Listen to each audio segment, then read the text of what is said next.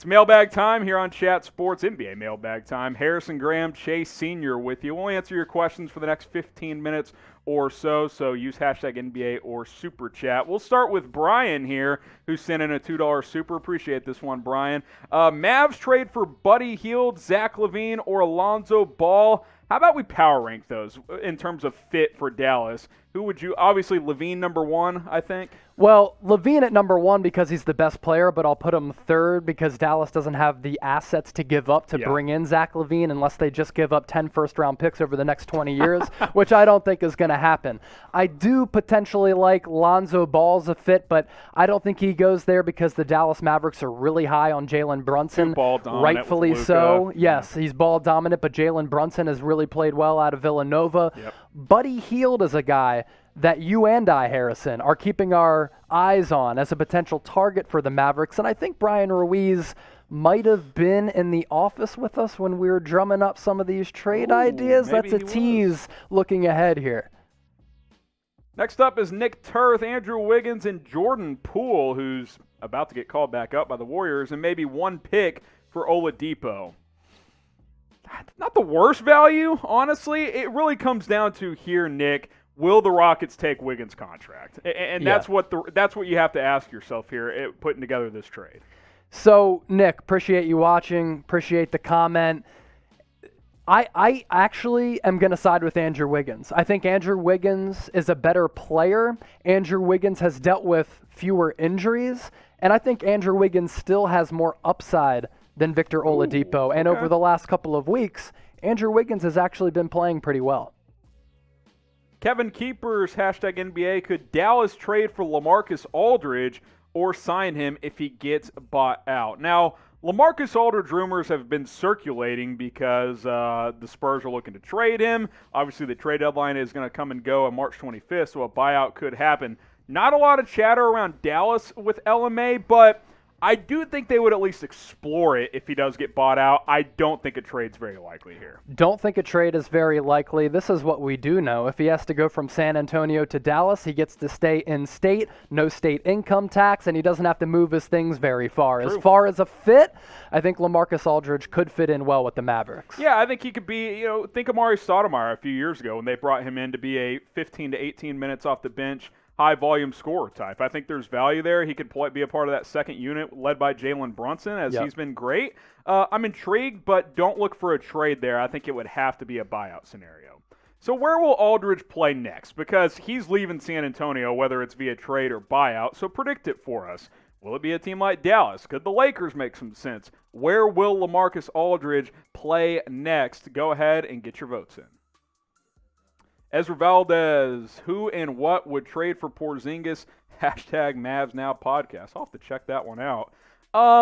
I don't think he gets traded. He's starting to play a lot better. Yes. I think if you're Dallas, you have to give yourself every opportunity to see what him and Luka can do together, right? Yes, no doubt. And I think that those two have shown signs of growth. Unfortunately, that growth has been stunted because Porzingis continues to have that injury issue and history, which I think is somewhat problematic. But I actually don't think Porzingis gets dealt a couple weeks ago. The answer to that question might have been different, but he's starting to play really well. And if you think back to last year, leading up to the bubble, prior to the pandemic hitting, I was really impressed with Porzingis, and I actually think he's getting back to that level. So I think it's worth it for the Mavericks to keep on to him.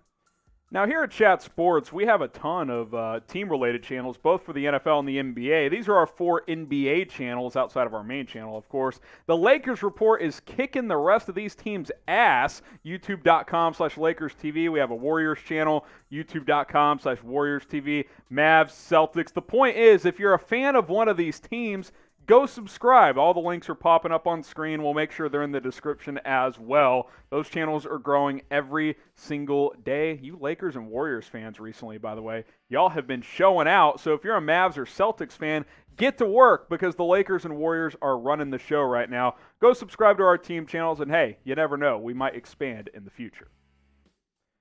Jamie Sapo is what I'll call you. With Lakers, Nets interested in Drummond, should the Mavs trade for him, and what would it take? I'm not trading for Drummond if I'm Dallas. Me either. I don't think they can afford to take on the salary either. And it's not worth giving up a piece when you're the ace. No, but as a potential buyout candidate, Yes. I'm not sure the Cavaliers are going to be able to trade Drummond. I think his salary is somewhere in the neighborhood of $25 million, a very, very hefty price tag. So Cleveland's kind of screwed. They'd, of course, love to get assets back for a guy who can give you 17 and 10 on a title contender. I don't think the Mavs are a team that's going to be a suitor for Drummond, though. Next up is Jackson Fulton. ESPN said the Timberwolves were dying for John Collins. What do you think? That's an interesting fit to me there, next to Karl Anthony-Towns. I will say the problem with Minnesota is your best player is awesome on offense and a disaster on defense in Cat. Cat can't defend. Yep. He can't defend at all. But this is intriguing, and yes, there's been some buzz around John Collins possibly going to Minnesota. What would this give the T-Wolves? One of the most athletic lineups of all time. You'd have D'Angelo Russell. You'd have Anthony Edwards, whose poster a couple weeks ago was one of the best that I've ever seen. Get him in the dunk contest, John Collins has some crazy bounce, so those two in the dunk contest could be epic. And then Cat as well. I'm not sure they'll be able to defend and stop anybody. They'll score all the points. But Minnesota has been tied to John Collins. Chris Howard, Oladipo to the Knicks for Bullock, Frank Ntilikina, and a first-rounder. I don't think that's enough, number one. I don't think Ntilikina has much value. I guess one first for Oladipo, maybe, but probably not. Yeah, I don't think so. Shout out your favorite team in the comments section. We got fans of all 30 NBA teams, but we want to know who is the strongest fan base out there here on Chat Sports. So go ahead and shout it out for us. Lakers, Mavs, whoever it is. Shout out your favorite team in the comments. Someone's a Knicks fan. We got a couple of Knicks. We got a Warriors fan, a Mavs fan. Got another Golden State fan, Knicks. Shout out your favorite team. We want to know from you guys in the comments. The RMB Bros. Should the Warriors try to trade for Zach Lavine, and what would we have to give up? Sure, you should try. I mean, right? I think that ship has sailed. If you're watching live, we may have cooked up a Zach Lavine trade idea, so stay tuned for that. But I personally think Chicago would be crazy to deal him at this point. Me too. I don't think they will. I think they'd like to build with Zach Lavine, but this is a guy who could pour it in, and he can average 30 a night. That's what he's doing right now. One of the best offensive players in the league. The Warriors would have to give up maybe Wiseman, maybe that Minnesota protected pick, as well as a future first, and maybe another player. That's how high the Bulls are on Zach Lavine. Rashard Lee with the P.J. Tucker to the Mavs question. I'd explore it. This is the type of move I could see Dallas making, kind of a lower tier type of trade. Maybe you could dump. Who's one of their younger players that could make sense? Maybe like Tyrell Terry and a second for P.J. Tucker or something like that. I don't think you give up a lot, but trying to make the playoffs, get a veteran defender in there, I don't think it's the worst idea ever. Nick CK, what would the Knicks have to give up for Karl Anthony-Towns? A ton. Off the top of my head, probably Julius Randle and picks. I mean, something like that. And do you want to give up Randle at this point? Yeah, Randle coming off an all-star season. He's been one of the best developmental stories in the NBA since coming out of Kentucky. So Karl Anthony-Towns would probably welcome a change of scenery. I think so. To the Garden. I think that could be re-energize him a little bit. But gets me thinking, Karl Anthony-Towns was an advocate for bringing D'Angelo Russell and they've played like into 5 Minnesota. games together. And they've played, only a few games together, which is unfortunate. They've known each other since they were both like children. I don't think the Knicks go after Karl Anthony-Towns, but it would take a haul. Sammy Jenkins, could the Lakers trade for Harrison Barnes? Barnes trade rumors have been circulating, Chase. We haven't heard a lot of buzz to maybe him going to L.A., I don't hate the idea if you can make the money work. I think you would have to start with Kentavious Caldwell-Pope because his salary is about $13 million, where Barnes is at $22-23. Then you got to add a couple of other pieces. The problem is they don't have the draft ammo. Yeah, financially, I'm not sure it can work. I don't know if the Lakers can take on a close to a max contract in Harrison Barnes. I think if Harrison Barnes were to hop on board with the Lakers, oh boy, that'd be a really scary starting five with more depth if Harrison Barnes were to get traded. Would you be willing to move Harrell or Schroeder for Barnes? Is that an upgrade? I don't think I would. Okay. Yeah, I that's think probably what it's going to take. From a playmaking standpoint, love Schroeder. I think he's really valuable for this team. That's a big reason why I think the Lakers are better this year than last year. So, no, I wouldn't part with those pieces. Subscribe to Chat Sports because the NBA trade deadline is closing in, and we're going to have all the rumors and news and a lot more coverage leading up to it. And, hey, guess what? Once the trade deadline passes, we're still going to have videos because that's what we do here. You see the link on screen. It's youtube.com/chatsportstv. Just hit that big red button and subscribe. Myself, Chase, you'll see a little bit of Tom Downey as well. More NBA coverage coming up in the near future. Clay Putthoff is next. Should the Nuggets go out and make a splash before the deadline, and if so, who? I'm not sure they can do anything major. I would like to see them add some type of a wing, perhaps, Chase. I think they really miss Jeremy Grant, honestly. They really do. Imagine what the Nuggets would look like with Jeremy Grant. With also, if they potentially had Mason Plumlee, those two players they both had to let go. Now, to start the season, Jamal Murray wasn't on that bubble heater like he was last year, but if you look at his past 13 games, he's picked it up. Yeah, and I'll throw this in there as well.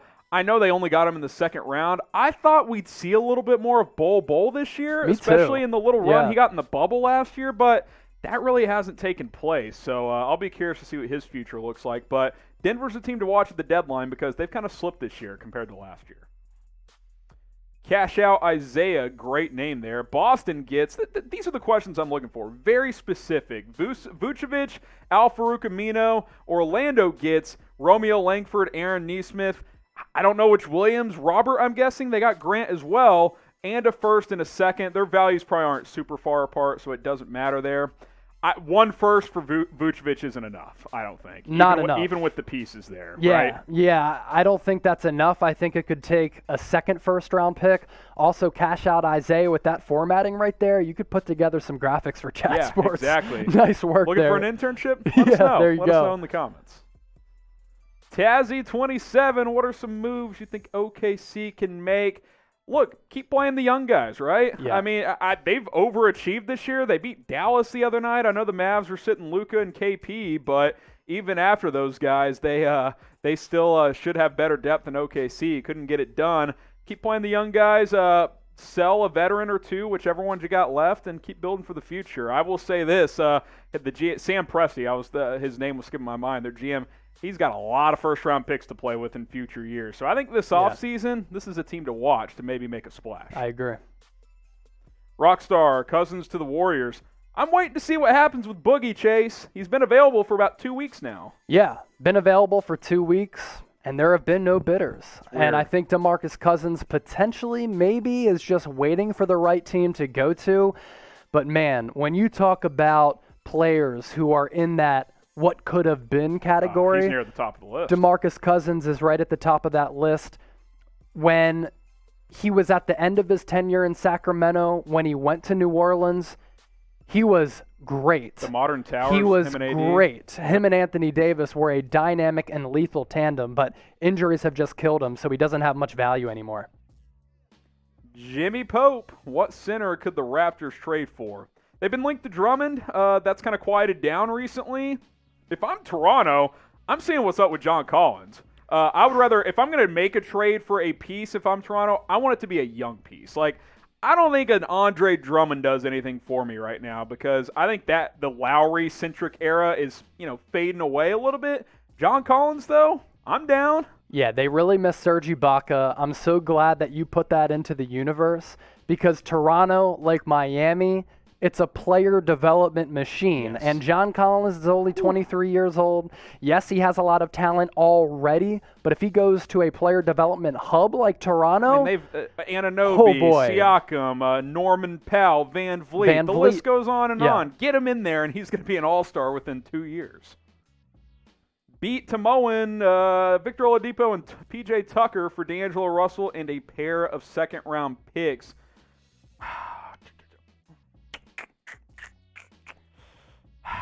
Weigh in here. I'm trying to do the math in my head. That's why I'm making weird noises. Okay, so PJ Tucker is disgruntled right now in Houston. Yeah. Can you imagine how disgruntled he'd be if he went to Minnesota? I think in this scenario, they just buy him out in Minnesota, right? Because you see that happen near the deadline where vets go to bad teams just for the sake of a trade, and then they get bought out. That's what would happen there. So take him out of that. Oladipo for Russell in 2 seconds. Here's another reason why it doesn't work. I think Russell's more valuable. Yeah, well, Russell's more valuable. He's a better player at this point than Oladipo, but also Oladipo is set to be a free agent, and the reason he's on the market is because he just turned down a 2-year contract extension with Houston. He is not re-signing with the Minnesota Timberwolves, so there's no way that they try to trade for him. He wants to go to Miami. That's just where he wants to be.